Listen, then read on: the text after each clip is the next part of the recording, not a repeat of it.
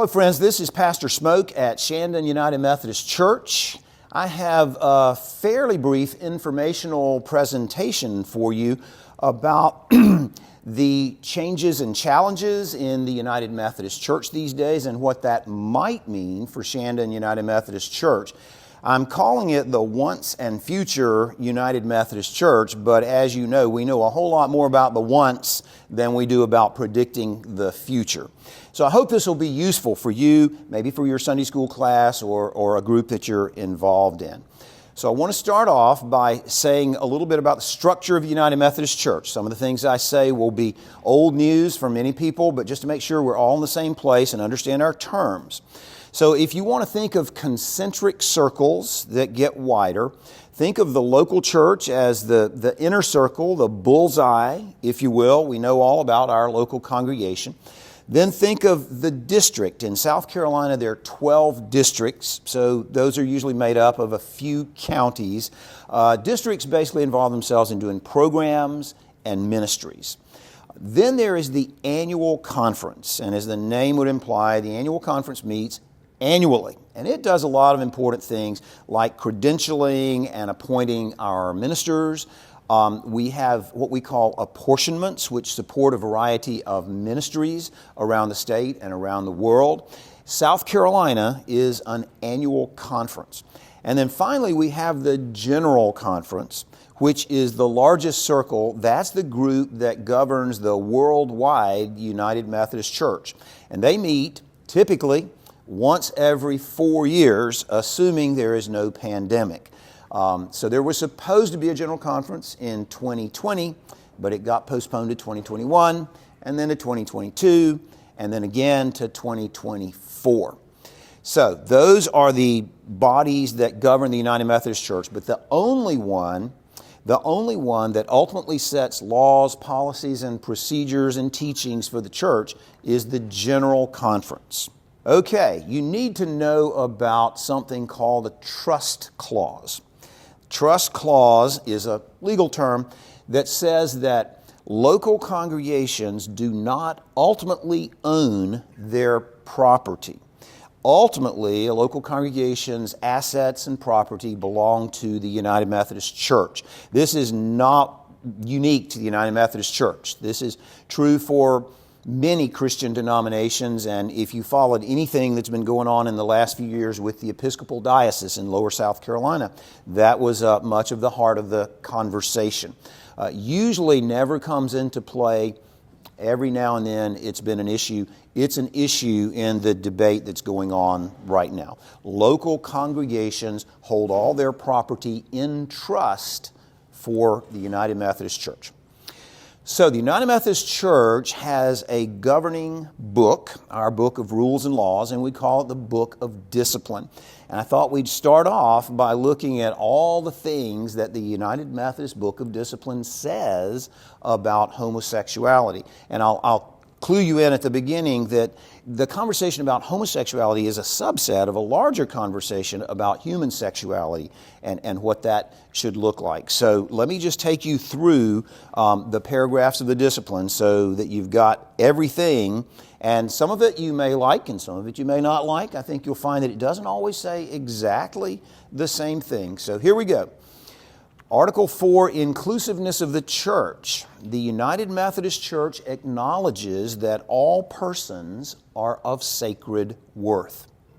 All persons, without regard to race, color, national origin, status, or economic condition, shall be eligible to attend its worship services, participate in its programs, receive the sacraments, upon baptism be admitted as baptized members, and upon taking vows declaring the Christian faith, become professing members in any local church in the connection. So, to be a member, to be an officer of a United Methodist Church, the one thing you have to do is profess your faith in Christ with the profession of faith we have in our book of worship. Okay, secondly, and these are the two paragraphs that are most controversial. So, paragraph 304.3, the practice of homosexuality is incompatible with Christian teaching. Notice it uses the word practice, not orientation. Therefore, self-avowed practicing homosexuals are not to be certified as candidates, ordained as ministers, or appointed to serve in the United Methodist Church. Self-avowed practicing homosexuals are not to be certified as ministers or ordained as ministers. The second paragraph, 341.6, says, ceremonies that celebrate homosexual unions shall not be conducted by our ministers and shall not be conducted in our churches. Again, those are the two areas of most controversy: ordination, same-sex unions. So in the book of discipline, there are chargeable offenses. If you disobey these policies, you can be brought up on charges, and then there would be some sort of church proceeding, possibly a church trial. It could be ultimately revoking your credentials, or it could be some less penalty than that. That's up to the annual conference, Board of Ordained Ministry, and the bishop of the annual conference. So I highlighted up there, because this is really a long paragraph, but I highlighted for you the part of this that's really relevant to our conversation. Immorality, including but not limited to not being celibate in singleness or not faithful in a heterosexual marriage. Okay, and you notice that everyone who is ordained as a United Methodist minister promises to be celibate in singleness, faithful in marriage, right? You don't sleep with anyone besides the person that you're married to. Secondly, practices declared by the United Methodist Church to be incompatible with Christian teaching, including, but not limited to, being a self-avowed practicing homosexual or conducting ceremonies which celebrate homosexual unions or performing same-sex wedding ceremonies. So basically, that's the same issues that we saw in the last slide, but it just says you can be charged if you're a minister and you violate the provisions of the discipline. Then there's a paragraph, I won't spend much time on this one, but it simply says that United Methodist funds are not to be given to organizations who promote homosexuality. But I would call your attention to the end of that paragraph where it says, or violate the expressed commitment of the United Methodist Church not to reject or condemn lesbian and gay members and friends. And there'll be a little bit more of that coming up. All of those things are in the book of discipline. That's our book of law, our policies and procedures. There is another book. It's called The Social Principles. Now, there are a lot of social principles. This is a book that might be about this thick or so. Covers everything you can imagine, from the environment to technology, cloning, abortion, immigration. I mean, it's all in there. But I just lifted out the parts that apply to this particular issue. So, it begins by saying, we affirm that sexuality is God's good gift to all persons. We call everyone to responsible stewardship of this sacred gift. Human sexuality as a whole is a good gift. It needs to be taken care of in a responsible way. Although persons are sexual beings, whether or not they are married, sexual relations are affirmed only within the covenant of monogamous heterosexual marriage. Third bullet, we deplore all forms of the commercialization, abuse, and exploitation of sex. If you have turned on your TV lately and watched any advertisements, you probably see plenty of that. Look at the internet, all over. All right, and then finally, it says that we affirm that all persons are individuals of sacred worth, created in the image of God. All persons, sacred worth, created in the image of God. All persons need the ministry of the church in their struggles for human fulfillment, as well as the spiritual and emotional care of a fellowship that enables reconciling relationships with God, with others, and with self. The United Methodist Church does not condone the practice of homosexuality and considers the practice incompatible with Christian teaching. We affirm that God's grace is available to all. We will seek to live together in Christian community, welcoming, forgiving, and loving one another as Christ has loved and accepted us. We implore families and churches not to reject or condemn lesbian and gay members and friends. We commit ourselves to be in ministry for and with all persons. There's a lot in these social principles. It covers a lot of territory. All right, there's more. We affirm the sanctity of the marriage covenant that is expressed in love, mutual support, personal commitment, and shared fidelity between a man and a woman. We believe that God's blessing rests upon such marriage, whether or not there are children of the union. We reject social norms that assume different standards for women than for men in marriage. We support laws in civil society that define marriage as the union of one man and one woman. Certain basic human rights and civil liberties are due to all persons. We are committed to supporting those rights and liberties for all persons, regardless of sexual orientation. We see a clear issue of simple justice in protecting the rightful claims where people have shared material resources, pensions, guardian relationships, mutual powers of attorney, and other such lawful claims typically attendant to contractual relationships that involve shared contributions, responsibilities, and liabilities, and equal protection before the law. Did I tell you that a lot of the people that go to the General Conference and write these things are lawyers? You probably figured that out, right? Moreover, we support efforts to stop violence and other forms of coercion against all persons, regardless of sexual orientation. Okay, so that's what our book of discipline says, our policies, procedures, and laws. That's also what our social principles say in terms of our teaching about the purpose, the meaning of human sexuality. Now, we'll get down to more of what's been happening. So, because, as you know, this issue has become more and more controversial over recent 20, 25 years, it was taking a tremendous amount of time from the General Conference. And so in 2016, the General Conference decided we can't spend all our time and energy simply on the issue of human sexuality. We've got a lot more business about, sending missionaries around the world and how to promote the gospel and so forth and so on. So we will call a special General Conference in 2019, and this General Conference will solve all our problems. If you were around 4 years ago and followed that, you realize that it did not solve all the problems and maybe created about as many as it solved. But here's what happened in 2019. So there were a number of plans that got submitted to the General Conference. If you think of the General Conference more or less like the State House or Congress with bills being submitted and amended and so forth and so on. But ultimately, there were two basic plans that seemed to have the main support.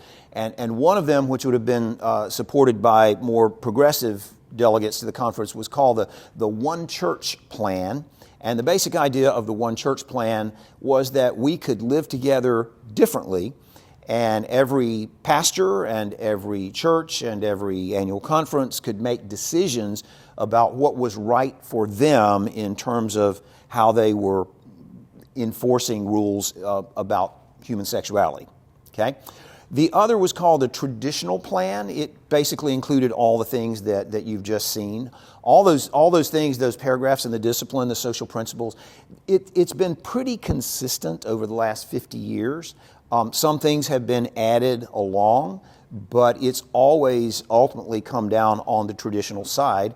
And the General Conference voted 53% to 47% for the traditional plan. Okay? Now, the assumption at that point at the General Conference was that probably meant that a lot of progressive-minded congregations would want to leave the denomination because it's voted again to be traditional. And so a paragraph was added at the 2019 General Conference into the book of discipline. And this paragraph has gotten a lot of press lately. It's paragraph 2553. disaffiliation of a local church over issues related to human sexuality. Now, when this paragraph was created at the 2019 General Conference, the idea was that it would give an orderly way for churches who disagreed with the United Methodist Church's stance to leave the denomination and have a way to actually keep their church and keep their property. If you remember when we talked about the trust clause, if you want to leave the United Methodist Church, you can take your people and you can go somewhere else, but you can't take your property. You've got to give your property and your assets back to the annual conference board of trustees. This was a way to say we're going to provide some provisions so that people who have an issue of conscience with what the general conferences rule, they have a way to leave and keep their assets and their church. So there were several provisions in paragraph 2553, highlighted in orange for you here. The words, "for reason of conscience regarding a change in the requirements and provisions of the Book of Discipline related to the practice of homosexuality or the ordination or marriage of self-avowed practicing homosexuals."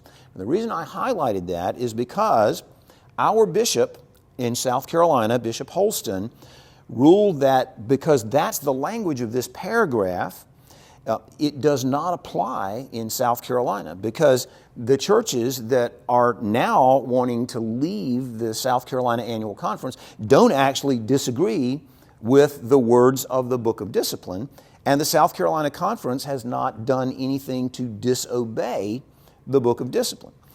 So in the year 2019, Bishop Holston ruled that that paragraph did not apply in South Carolina. And it was interesting to read things, and Bishop Holston was kind of all on his own pretty much in doing this. And a lot of people thought South Carolina was a little bit of an oddball place because of this. But for almost all of 2019, the rule in South Carolina was you can only leave by closing your church and giving all your property back. Okay?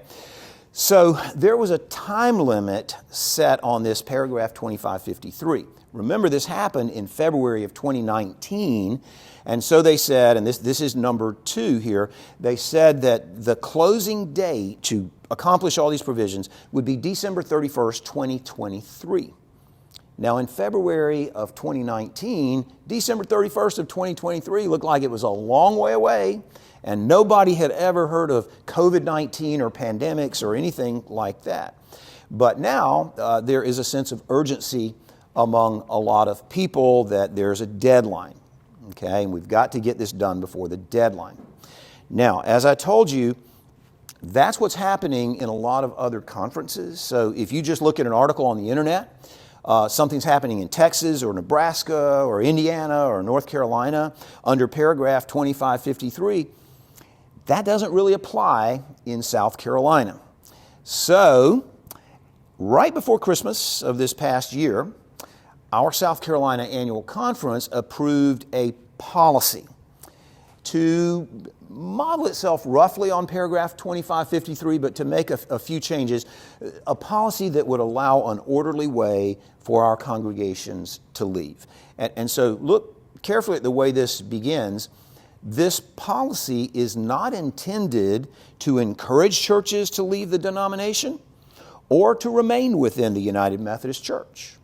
Rather, it was designed with the singular goal of ensuring that churches will be fruitful in their mission of making disciples of Jesus Christ for the transformation of the world. That's the mission statement of the United Methodist Church. And that's what our leaders have said, and I know pretty much all of them, and I trust that they're good people who love the church in South Carolina and want to do the right thing for everybody. And this is the policy they came up with. You know, anytime you come up with a policy, everybody can have opinions that maybe it should have been this or it should have been that. South Carolina Conference discernment process.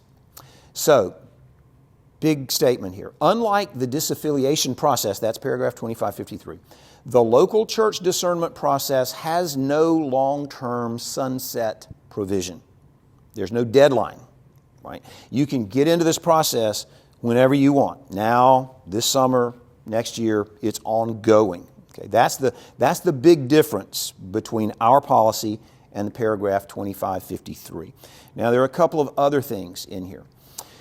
The process consists of multiple steps, including but not limited to: if the church council of a local church determines that it is in the best interest of the church to allow the congregation to pursue separation, the council must ask the district superintendent to call a church conference. So there are a couple of things in that paragraph that are very important. The first thing is it is only the church council who can decide that the church needs to even begin to enter into this process. I can't decide that. James can't decide that. A Sunday school class, a group in the church, nobody can decide that except the church council. Right? The church council has to vote to make that decision. So secondly, it says that the church council can ask the district superintendent to call a church conference. So here's what a church conference is, and you've had some at Shandon. We don't have them very often, but usually if there's going to be a major building project or a capital funds campaign, something that you want everybody to buy into and be on board, you'll call a church conference, and that means that everybody who is a professing member of the church, so professing member is anybody who's made a profession of faith and joined the church. So that starts at confirmation class, right? So typically you're 12 years old, you make your profession of faith, you're now a professing member just as much as anybody sitting in this room, right? So anybody who is on our roll as a professing member is told there's a church conference and you are invited to come and you have a vote. Now, in this particular situation, you can't vote remotely. You've got to come in person. So you might be a member of Shandon United Methodist Church and you might live in Alaska and you may not have attended here for 45 years, but if you want to come in person, you can be a part of the church conference. Okay? So if the church council decided, then the church council could ask the district superintendent to allow us to have a church conference. Before that, however, the procedure says that before the church conference takes place, the local church must complete an intentional 30-day process of discernment. Okay? So before you make a decision like this, you should pray and you should discern and don't just start charging down the road to consider whether the congregation can continue to function as a United Methodist Church. Okay? So 30-day process of discernment.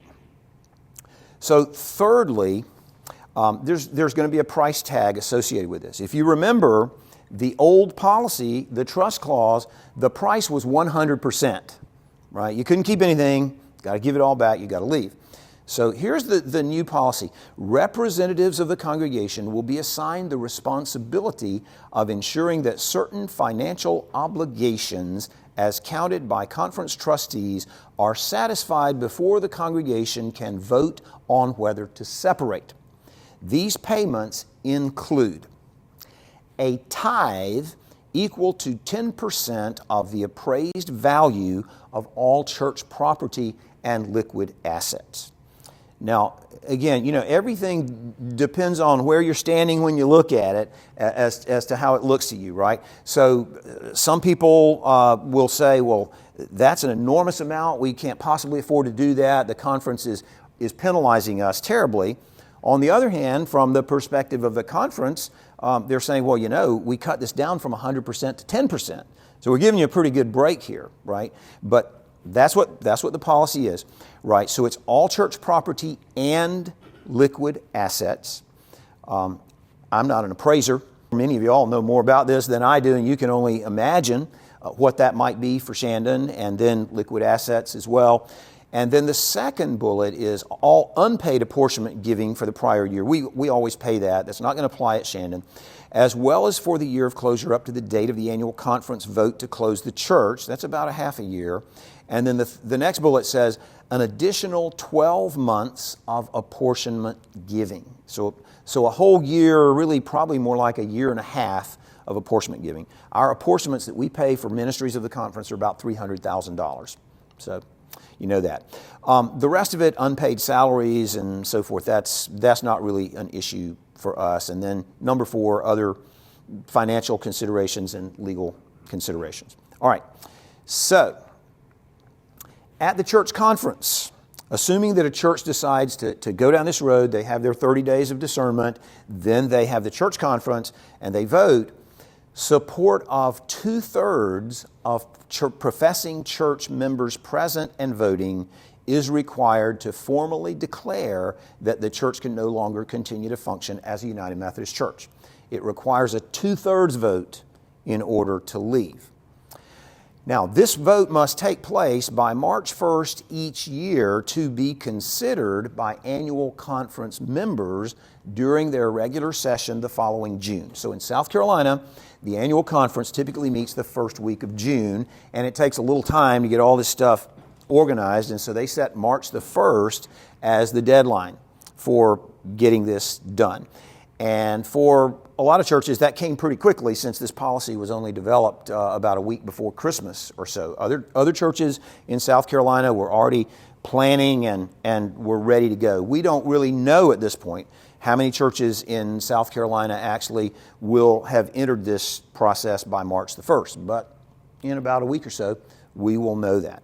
And then finally, once all terms of separation are satisfied, the members of the annual conference must vote on a resolution to close the local church and transfer its assets to a new entity. A simple majority vote in favor of the resolution is the final step before the local church separates from the United Methodist Church, maintaining its property.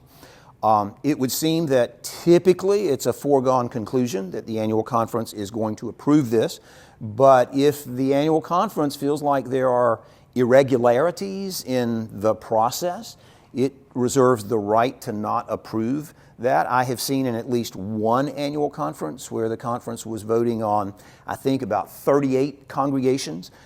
They gave permission for about 35, but then it was a big stew because there were, I think, 3 others, this was in Arkansas, that had, for whatever reasons, not followed proper procedure and met the requirements, and they were not allowed to leave. So it ultimately rests with the annual conference. If this were going to happen at any church, Shandon or any church in South Carolina, the church council would have to decide to initiate this process. They would ask the district superintendent to allow us to call a church conference. There would have to be a 30-day period of discernment, and then there would be the fees, particularly 10% of your assets and a year plus of apportionments, and then finally the annual conference. If it was a 2/3 vote, the annual conference would then vote to approve that. Okay? So lastly, and what you're probably most interested in, is what does all this mean for Shandon United Methodist Church? Well, a lot of things. This is a large and complex issue. Here are several things that it means. First of all, Shandon United Methodist Church has a very long history with the United Methodist Church, a very mutually beneficial relationship with United Methodist Church in South Carolina. Secondly, the next General Conference is going to occur in May of 2024. Nobody knows what that General Conference is going to do or decide. You may hear somebody say they think they know, but until May of 2024, we really don't know what's going to happen at that General Conference. It may be better than you thought. It may be worse than you thought. We don't know that, okay? So right now, we're living with a big question mark over a lot of this. The third bullet is the cost.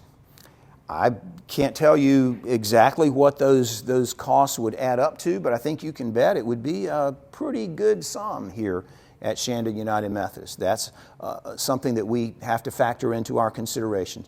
The fourth bullet, the South Carolina Conference Plan has no sunset date.